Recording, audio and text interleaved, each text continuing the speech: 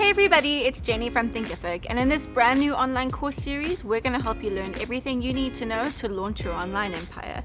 In today's video, we're going to help you come up with some fail-proof online course ideas. Stay tuned.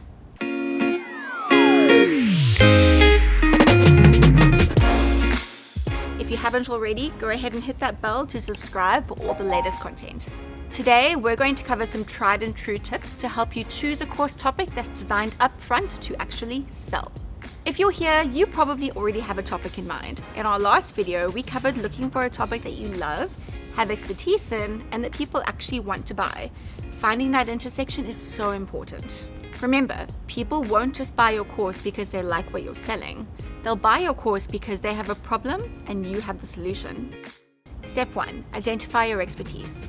It's most likely that you already have enough expertise in something that you'd love to teach. Not sure what that is? Not to worry. With a few key questions, we can figure out how to leverage your talents into your next course topic. A great place to start is to ask yourself, what do people always ask for your help with? Or what problems can you solve and who can you solve them for? For example, maybe you're the person that everybody wants to check their grammar, or somebody always wants your opinion on their interior design. How can you solve a problem for someone, and who can you solve it for? This is the single most important aspect of choosing a successful online course topic. If you're a photographer, maybe you'll specialize in helping other photographers increase their average portrait sales, or helping them optimize their editing process.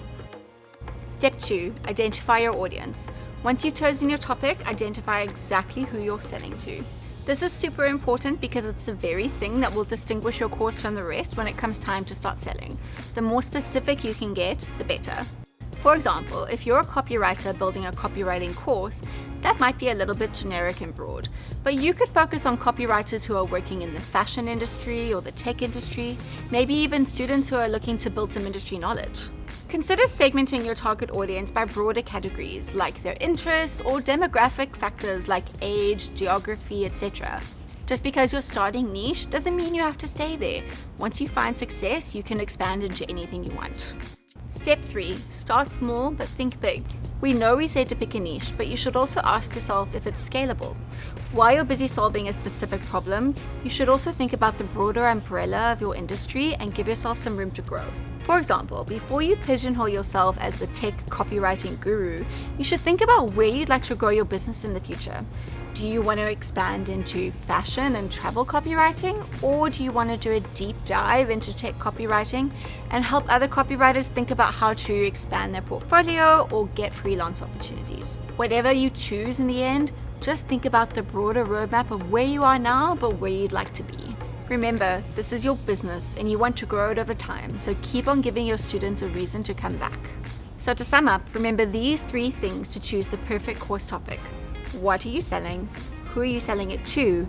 And does your topic give you room to scale? So we're curious, what course topic are you going to start with? Leave us a comment below so we can see what you're building on our platform. Make sure to like and subscribe to follow along with all the great content we have coming your way. But if you're feeling a little impatient, just hop over to our blog for lots of great content from successful entrepreneurs. You'll find that link in the description below.